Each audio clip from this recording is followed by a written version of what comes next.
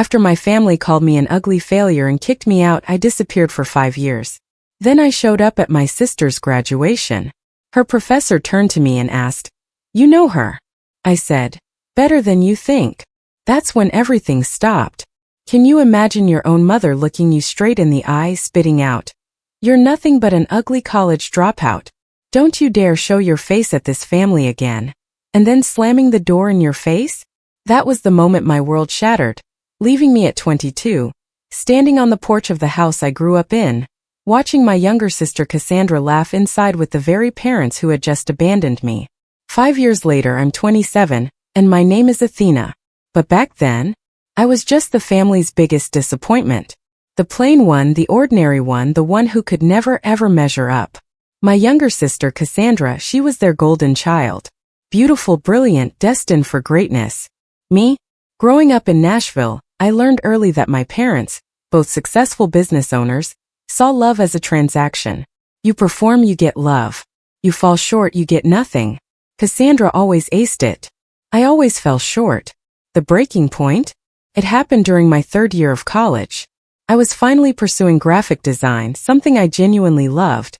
It felt like breathing, creating art, bringing ideas to life on a screen. But my parents, they despised it. "Graphic design is for people who can't do real work," my father sneered, telling me I was wasting their money. My mother, oh, she was a master of comparison. "Your sister's going to be a doctor. What are you going to be?" "Someone who makes pretty pictures." Chipped away at me piece by piece. Every phone call was an interrogation. Every visit a lecture. When depression and anxiety started to suffocate me, they called me dramatic. When my grades plummeted, they threatened to cut me off. I was drowning. My mental health spiraled.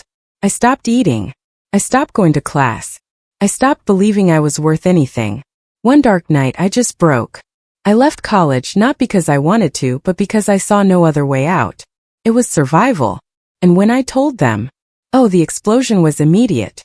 My mother screamed for hours, calling me an embarrassment, a failure, how I was too stupid to see what a mistake I was making. My father just stared. His eyes filled with such disgust, he declared I was no longer his daughter. And Cassandra? She stood in the doorway, a smug smirk plastered on her face, enjoying every second of my public execution. They gave me 1 week. 1 week to pack my bags and disappear. No money. No home. No family. Just gone. I was terrified. Truly deeply terrified. I bounced between friends' couches for months, scraping by with waitressing, retail, cleaning offices at night. Anything to survive. I felt like I'd hit rock bottom. There was nowhere left to fall. But something shifted in me during those crushing months. Maybe it was pure, unadulterated anger. Maybe it was desperation. Or maybe just sheer, bloody-minded stubbornness. I wasn't going to let them define me. Not anymore. I refused to accept their narrative of who I was. Every single dollar I earned, I saved. I devoured free online tutorials, teaching myself advanced design software. Every spare moment became an opportunity to build my portfolio. I started small, offering logos and websites to tiny local businesses for next to nothing, just to get experience. And slowly, agonizingly slowly, I started to build a life. It wasn't easy. There were nights I went to bed hungry because I had to choose between food and internet access. The voice in my head, eerily like my mother's, often told me I was foolish to think I could succeed without them. But I just kept going. My work improved. My clients got bigger. My rates soared. From friends' couches to a tiny studio, then a 1-bedroom, then to freelancing, and eventually, I started my own design agency. 5 years. 5 years of grinding, of proving everyone wrong, of forging a new me, one I was finally proud of. I cut them all off. New number. New part of the city. I wanted absolutely nothing to do with them. Then one warm spring evening, a message popped up on social media. An old high school friend, inviting me to Cassandra's graduation party. My sister, the golden child, was finally becoming a doctor. And my parents, of course, were throwing a lavish celebration at some upscale downtown venue. Felt like a trap. Why now? Why me? But staring at that invitation, something clicked. Maybe it was time. Time to face them. Not as the broken, desperate girl they tossed aside, but as the woman I had fought tooth and nail to become. The whole week was a tug-of-war. Part of me screamed to just ignore it, to keep them out of my beautifully built life. But another part, a fierce, quiet part, wanted them to see that I hadn't just survived without them. I had thrived. I decided to go. Not for their approval. Not for some fairy tale reunion. I went to look them in the eye as an equal, and show them exactly what they'd so carelessly discarded. Memories I'd buried for years resurfaced. Being 8, so proud of a drawing, only for my mother to dismiss it.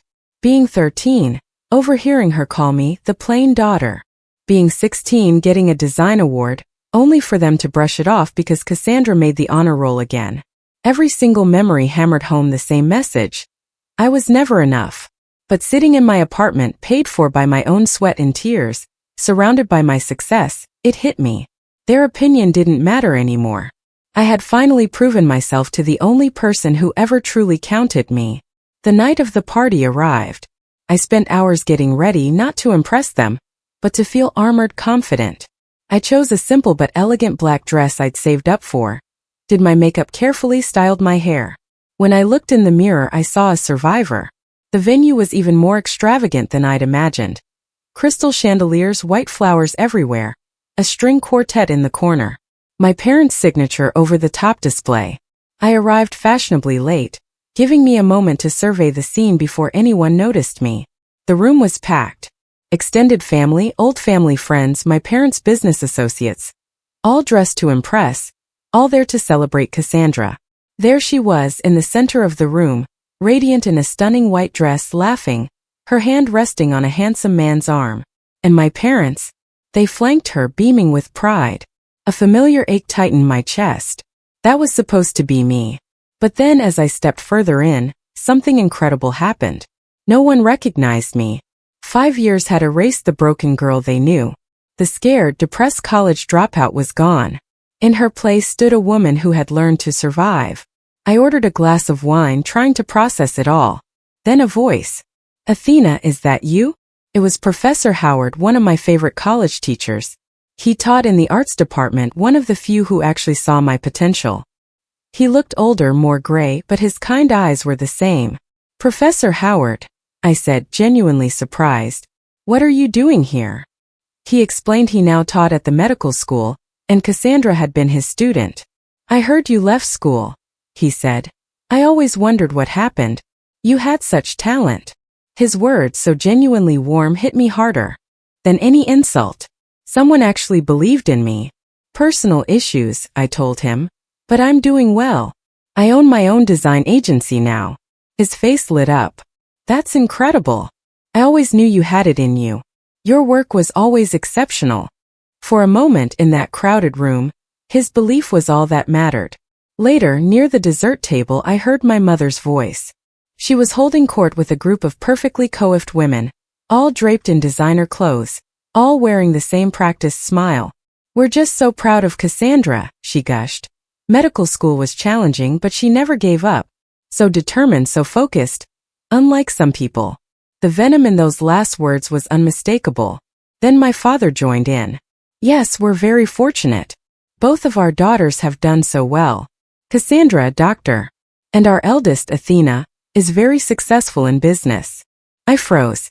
What? They had disowned me. Told me I was nothing. And now they were boasting? A woman asked. "Oh, I didn't know you had another daughter. Where is she? I'd love to meet her." My mother's smile tightened. "Oh, she couldn't make it tonight. Work commitments overseas, you know how it is." The lie. So casual. So rehearsed. They had fabricated an entire life for me. A conveniently absent, successful daughter.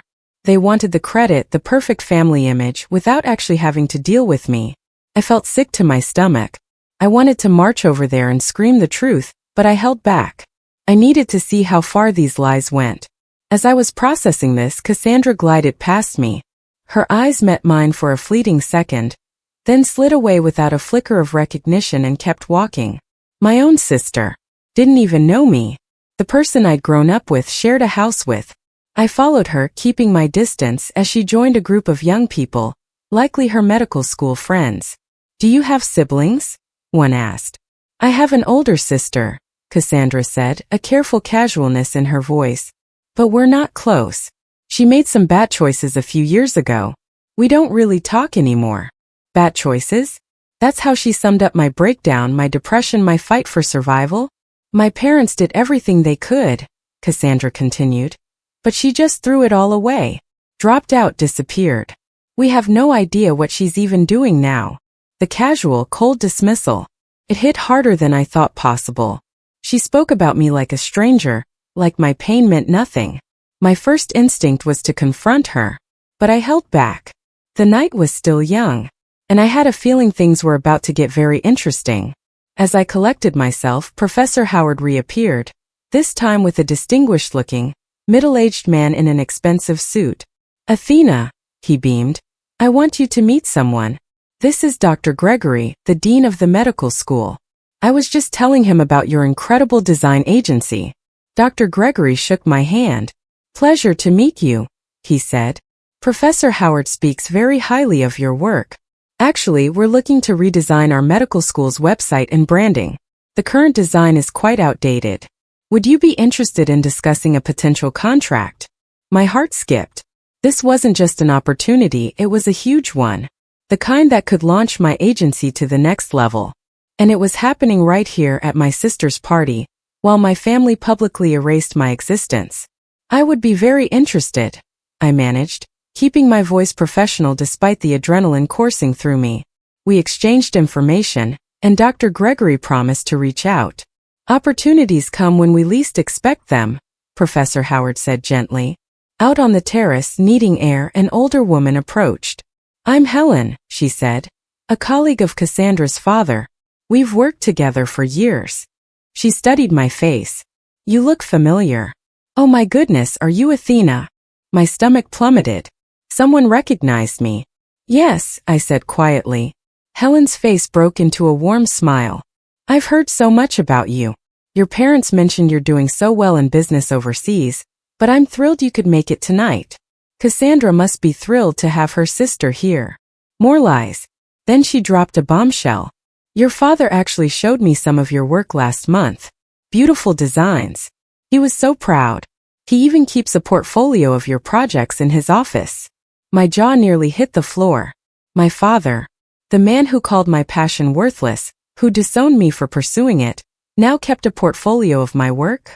He was taking credit for my success, the success I'd built from absolute zero after they'd thrown me away. I felt physically ill. I had to confront them, to expose their monstrous lies. But I knew I needed more than just rage. I needed proof. I pulled out my phone and started recording voice memos, documenting everything I was hearing, the lies people were telling me about how proud my parents were. Then I saw Cassandra slip away into a private room. I followed, stopping just outside the door. I know, Mom, she was saying into her phone. I'm handling it.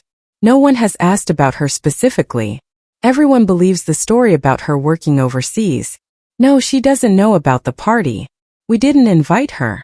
Even if she found out somehow, she wouldn't have the guts to show up anyway after 5 years. My blood ran cold. They had deliberately excluded me. Then she said, the trust fund. Yes, I spoke to the lawyer last week. Since she's been out of contact for so long, and there's documentation of her dropping out and cutting ties, we should be able to claim her portion was forfeited. It was like a punch to the gut. My grandmother had left both of us trust funds. They weren't just lying. They were actively trying to steal my inheritance. My hands shook. I had recorded it all. I texted Jordan, my business partner. Need legal help. Family trying to steal inheritance. Have recording. What do I do? His reply was instant. Do not confront them yet. Leave the party. Meet me tomorrow morning. Bring everything. He was right. I needed to be strategic. But leaving now felt impossible. I had come to face them. I took a deep breath, pushing down the fear, and walked back into the main hall. My father was on a small stage, mic in hand, his most charming smile plastered on his face. Good evening, everyone. Tonight, we celebrate my daughter Cassandra. As a father, there's nothing more rewarding than watching your children succeed. My wife and I have been blessed with 2 remarkable daughters, both intelligent, both driven. I felt my jaw clench. He was doing it again. Our other daughter, Athena, Couldn't be here tonight due to work commitments overseas, he said smoothly. But she sends her love. Athena has built a successful design business and travels extensively. We're proud of both our girls and the women they've become. The sheer audacious ease with which he lied, projecting this perfect, supportive family image, was astounding. He delivered these falsehoods with such conviction, I almost believed them myself. Almost. Professor Howard, still nearby, commented, "Lovely speech. Though I'm surprised your sister couldn't make it. I didn't even know you had a sibling until tonight." I looked at him carefully. He seemed genuinely confused. "That's interesting," I said slowly. "Because I am his other daughter." His eyes went wide. He looked from me to my beaming father, then back. "I don't understand. He just said you were overseas." "He lied," I said simply. "I'm right here. I've been here all evening, and no one in my family has recognized me because they haven't seen me in 5 years. Not since they disowned me for dropping out of college." Professor Howard stared at me, processing. "That's unconscionable. Why would they do that?" "Because they care more about their reputation than they do about me," I said, the words bitter but true. Just then Dr. Gregory, the dean, walked over. "Everything all right here?" he asked, sensing the tension. I made a split-second decision. "Dr. Gregory, I need to be honest. My full name is Athena. My last name is the same as Cassandra's because she's my sister. I'm the daughter my father just mentioned in his speech, the one he said was overseas." Dr. Gregory's friendly face crumpled into confusion. "I don't follow. You're here. You're not overseas." "Exactly," I said. "My father lied. He's been lying to everyone here about me. The truth is, my parents disowned me 5 years ago when I dropped out of college due to mental health issues. They cut me off completely, told me never to contact them again, and pretended I didn't exist. Until recently. Apparently, when they decided to start telling people I'm successful and busy with work overseas, they're using my real success, which they know nothing about, to make themselves look like good parents." Dr. Gregory was quiet for a long moment. "This is a serious accusation." "It's not an accusation. It's the truth," I said, pulling out my phone. "I have a recording of my sister on the phone with my mother from earlier tonight. In it, they discuss how relieved they are that I didn't find out about the party and show up. They also discuss plans to steal my inheritance." Professor Howard's face had gone pale. "Athena, this is terrible. I had no idea you'd been through such an ordeal." "Most people don't," I said, "because I've been focused on rebuilding my life rather than airing my family's dirty laundry. But I came here tonight because I wanted to face them as someone who had succeeded despite them, not because of them. What I didn't expect was to discover they've been lying about me for years and plotting to steal money that belongs to me." Dr. Gregory considered this, then looked at Professor Howard, who nodded. "Professor Howard is right. Personal matters shouldn't affect professional opportunities. Athena, I'll be in touch next week as planned." Just then my mother spotted me. Her eyes widened, a flicker of recognition, then panic. "Athena," she whispered, her face going white. "Hello, Mother," I said, my voice eerily calm. "Lovely party." Though I noticed I wasn't invited. Her mouth worked, but no words came out. "What are you doing here?" she finally hissed. "I was invited by a friend," I replied. "And I've been here over an hour. Yet this is the first time anyone in my family has recognized me. Interesting, right?" She glanced around nervously. People nearby were starting to notice the tension. "We should discuss this privately," she urged, reaching for my arm. I recoiled. "Privately? You've been discussing me publicly all evening, telling everyone how proud you are, how successful I am, how I'm overseas working on my thriving business. Might as well keep it public, don't you think?" "You don't understand," she spat, her perfect facade crumbling. "We were trying to protect the family." "Protect the family?" I repeated, my voice rising, loud enough that several people turned to look. "Is that what you call disowning your daughter? Abandoning her when she was struggling with her mental health? Kicking her out with nowhere to go? You made your choice when you dropped out," my mother yelled defensively. "You threw away everything we gave you." "What you gave me?" My anger, long buried, finally erupted. "You gave me criticism, comparison, and conditional love. And when I couldn't handle the pressure anymore, You threw me away like I was nothing. My father, red-faced, pushed through the crowd. Athena, he said, his voice carefully controlled. This isn't the time or place for this discussion. Really? I scoffed. Because you found plenty of time for me in your speech, didn't you, Dad? All those beautiful lies about being proud, about my successful overseas business, about family bonds and support? Should we tell everyone the truth now, Dad? People were definitely watching now. Conversations had died down. I saw Cassandra pushing through, her face pale with alarm.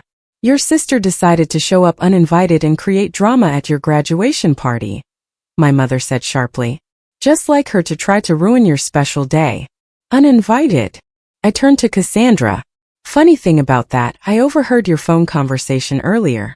The one where you told Mom how relieved you were that I didn't know about the party and wouldn't show up. The one where you discussed stealing my inheritance. Her face drained of all color. I don't know what you're talking about, she stammered. Oh, I think you do, I said, holding up my phone. I recorded it. Would you like me to play it for everyone here? Let them hear you and Mom plotting to claim I forfeited my trust fund. You're insane, she shrieked. You always were unstable and dramatic. I was struggling, I corrected her, my voice cutting through the noise. I was depressed and anxious and desperate for help, and instead of supporting me, you mocked me. All of you did. You made me feel worthless until I believed it myself. Professor Howard stepped forward, his voice firm. I think everyone here needs to hear something. I taught Athena in college. She was one of the most talented students I've ever had. When she left school, I was devastated because I knew she had incredible potential, but I also knew she was struggling with something deeper than just academic stress. He looked directly at my parents. A good family would have helped her through that struggle. Instead, from what I'm hearing tonight, you abandoned her when she needed you most, and now you're trying to take credit for her success and steal her inheritance. That's not family. That's exploitation. My father's face had turned a deep red with anger and embarrassment. You have no right to judge our family decisions. You don't know the full story. Dr. Gregory's voice, quiet but authoritative, cut him off. Then enlighten us. I'd very much like to hear your version of events because right now what I'm hearing paints a very troubling picture. The crowd around us had grown larger. People were whispering. Phones were out, some even recording. My parents' image was crumbling in real time. My mother tried one last desperate attempt to salvage the situation. Athena has always been troubled. We tried everything to help her, but she refused our support. When she dropped out, we were devastated. We gave her space, hoping she'd come back to us, but she disappeared. We've been searching for her for years. That's a lie, I said firmly. You told me never to contact you again. You changed your phone numbers. You made it clear I was dead to you. I didn't disappear. You erased me. And the only reason you're upset now is because I showed up and ruined the pretty story you've been telling everyone. Just then Jordan, my business partner, appeared beside me. I hadn't even seen him arrive, but seeing his familiar face brought a wave of relief. Everything okay here, Athena? Jordan asked, but his tone made it clear he knew it wasn't. Jordan, I said gratefully. These are my parents. Parents, this is Jordan. We run Athena Design Agency together. Perhaps you'd like to see the portfolio Dad supposedly keeps in his office? Except you can't because he doesn't actually have one. Because he has no idea what I've been doing for the past 5 years. Jordan pulled out his tablet and opened our agency's website. Athena Design Agency, he announced, turning the screen so everyone nearby could see. Founded 3 years ago. Currently employs 15 people. Annual revenue last year was just over $2 million. Working with clients all over the country, including several Fortune 500 companies. He swiped through the portfolio project after project. This, Jordan continued, his voice calm but razor sharp, is what Athena built after you threw her out. She started with nothing. She slept on couches. She worked 3 jobs while teaching herself advanced design skills. She saved every penny until she could afford her own apartment. Then she freelanced until she had enough clients to start an agency. She did all of this alone, and she's been incredibly successful. My mother stared at the screen, her face unreadable. My father's jaw was clenched so tight I thought it might crack. Cassandra looked like she'd been slapped. 2 million, my father finally choked out, and I heard the unmistakable greed in his voice. That's revenue, not profit, Jordan clarified. But yes, the business is quite successful. Athena is one of the most sought-after designers in Nashville, which makes it particularly galling that you've been taking credit for her success, while simultaneously trying to steal her inheritance. We weren't stealing, my mother protested weakly. We were simply claiming what was rightfully ours after she abandoned the family. I have a recording that says otherwise, I reminded her. Cassandra was very clear on the phone about the plan to claim I forfeited my trust fund. I'm sure a judge would be very interested to hear it. Professor Howard spoke up again. I think what's most disturbing here is the pattern of behavior. You didn't just kick Athena out when she was vulnerable. You've spent 5 years lying about her, using her success to bolster your own reputation, and now attempting to steal from her. This isn't a misunderstanding or a family disagreement. This is systematic abuse and fraud. Several people in the crowd nodded. I saw some of my parents' friends looking at them with expressions ranging from confusion to disgust. The carefully constructed image was falling apart. Dr. Gregory addressed my parents directly. I've known your family for several years. I've always respected you as colleagues and friends, but what I'm hearing tonight is deeply troubling. If even half of what your daughter says is true, you've behaved abominably. It's all true, I said firmly. Every word. And I can prove it. I have documentation of their cutting me off. I have the recording of Cassandra discussing the trust fund. I have witnesses who can testify to my mental state when they abandoned me. I have 5 years of building a life completely separate from them, with no support or contact. My father tried one last time to regain control. Athena, you're being vindictive. Yes, we made mistakes. Yes, things were said in anger. But we're still your family. We can work through this privately. Now you want to be private? I asked incredulously, after you publicly lied about me all evening? After you gave that touching speech about family bonds and being proud of both your daughters? You don't get to choose when to be public and when to be private based on what's convenient for you. Jordan leaned close to me and whispered, "The lawyer is here. I called him after you texted. He's waiting outside." I nodded and turned back to my parents. Here's what's going to happen. Tomorrow morning you're going to meet with my lawyer. You're going to provide complete documentation of the trust fund my grandmother left me. You're going to sign papers stating you have no claim to that money and will not attempt to interfere with my access to it. And you're going to do it quickly and quietly. And if we refuse, my father challenged, then I go to every person here tonight and tell them the full story, I said. I play them the recording of Cassandra. I provide them with documentation of everything you've done. I make sure everyone in your social circle, everyone you do business with, everyone who thinks you're upstanding citizens, knows exactly what kind of people you really are. I'll destroy the reputation you care about so much. My mother's face had gone from pale to flushed. You wouldn't dare. Try me, I said coldly. I have nothing to lose. You already took everything from me once. I rebuilt without you. I don't need your money or your approval. But I'll be damned if I let you steal from me and pretend to be proud parents while doing it. Cassandra finally found her voice. This is insane. You show up here after 5 years and threaten us. I didn't threaten you, I corrected. I offered you a choice. Sign over what's rightfully mine or face the consequences of your actions. It's really quite simple. Jordan checked his watch. The lawyer is waiting, Athena. We should go. Let them think about their options overnight. I looked at my family one last time. My mother was crying now, careful tears that didn't ruin her makeup. My father looked furious but trapped. Cassandra just looked stunned. Her perfect graduation party turned into a public spectacle. Congratulations on your graduation, Cassandra, I said. I hope it was everything you dreamed of. Then I turned and walked toward the exit, Jordan beside me, leaving my family standing in the middle of their horrified guests. The lawyer, Marcus, was waiting in the lobby as promised. He was in his 40s, sharp-eyed and professional. Jordan had worked with him for years and trusted him completely. Athena. Marcus greeted me with a firm handshake. Jordan filled me in on the basics. This is quite a situation. That's one way to put it, I said, still shaking from the confrontation. We moved to a quiet corner where Marcus pulled out a legal pad. I told him everything. Do you have documentation of the trust fund? He asked. I have copies of the original documents my grandmother's lawyer sent me years ago, I said. I never accessed the money because I wanted to prove I could make it on my own, but I kept all the paperwork.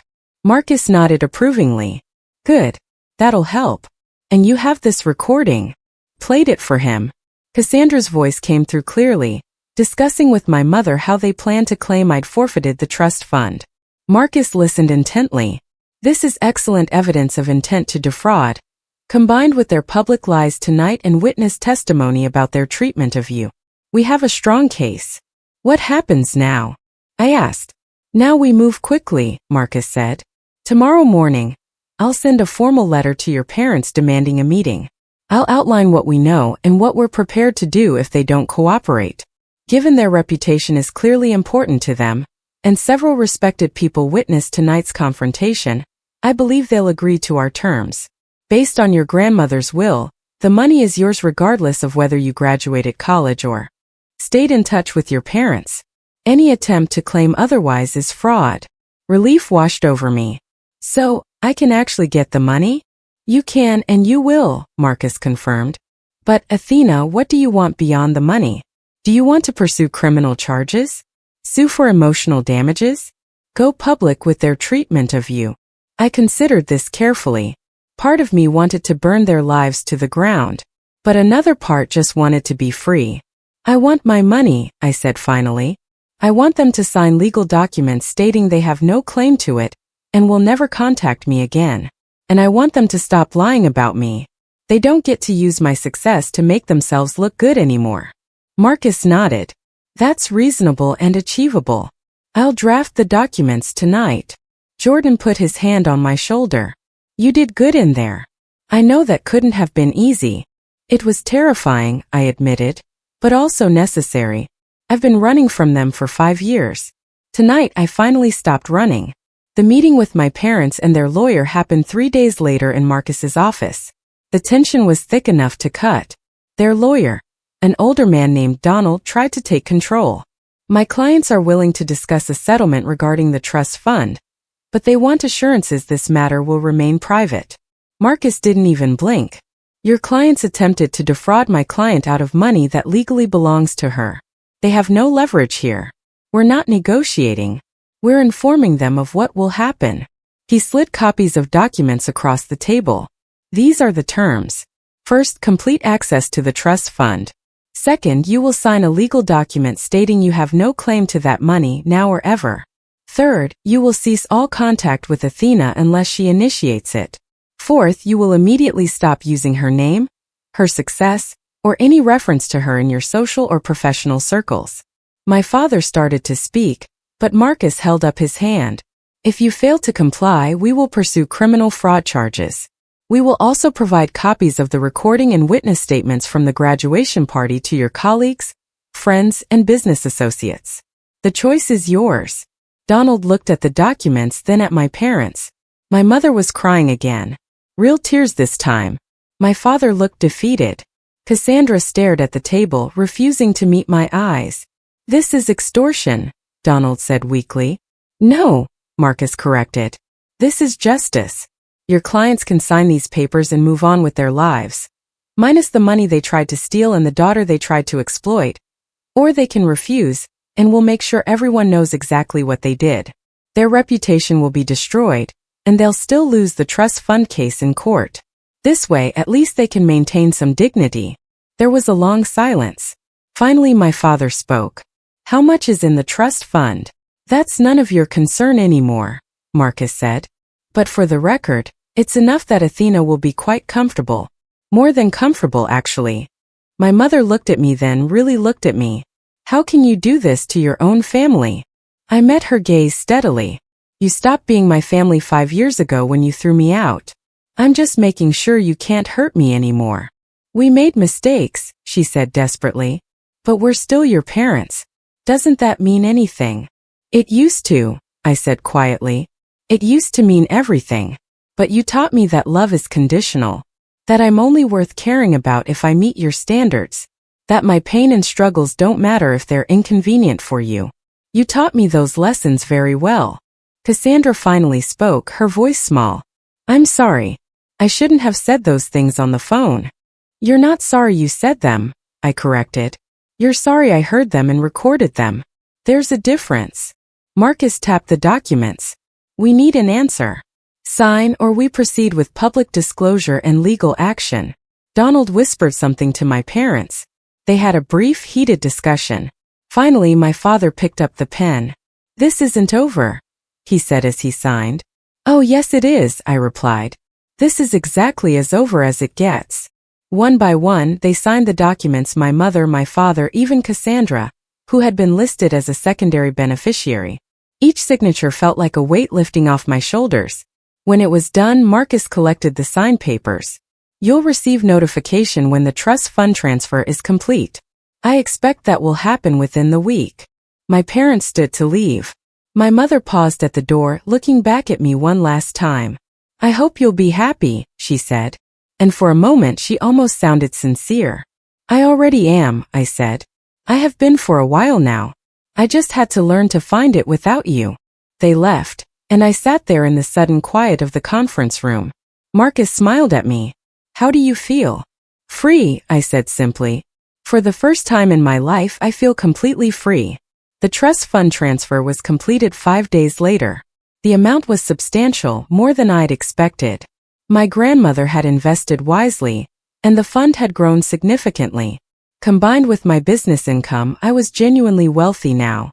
But the money itself wasn't what mattered most. What mattered was that I'd faced the people who had hurt me and refused to let them control my narrative anymore. I'd exposed their lies, protected my interests, and cut them out of my life permanently. The medical school contract came through the following week. Dr. Gregory made a point of telling me that the project was mine based on merit, not pity or drama. My agency's work spoke for itself. My parents never recovered their reputation in their social circle. Word spread quickly about what had happened at Cassandra's graduation party. Their friends distanced themselves, unwilling to associate with people who had treated their own daughter so cruelly. My father's business suffered as partners quietly ended their relationships with him. My mother withdrew from her social clubs, unable to face the judgment. Cassandra completed her medical degree, but struggled to find a good residency placement. The recordings and witness statements had made their way through the medical community, and her ethics were questioned. She eventually moved to another state, trying to start fresh where no one knew her story. They had built their lives on appearances and reputation, and when those crumbled, they had nothing left to stand on. As for me, 6 months later, I stood in my expanded office, watching my team work on projects that would have seemed impossible just a year ago. The success felt real now, earned and unshakable. I'd learned that you don't need your family's approval to build a meaningful life. Sometimes the family you deserve is the one you create for yourself. And sometimes the best revenge isn't destruction, but simply becoming so successful, so happy, so free that their opinions no longer matter. I'd walked away from them at that graduation party, and I'd never looked back. That was the moment I truly won.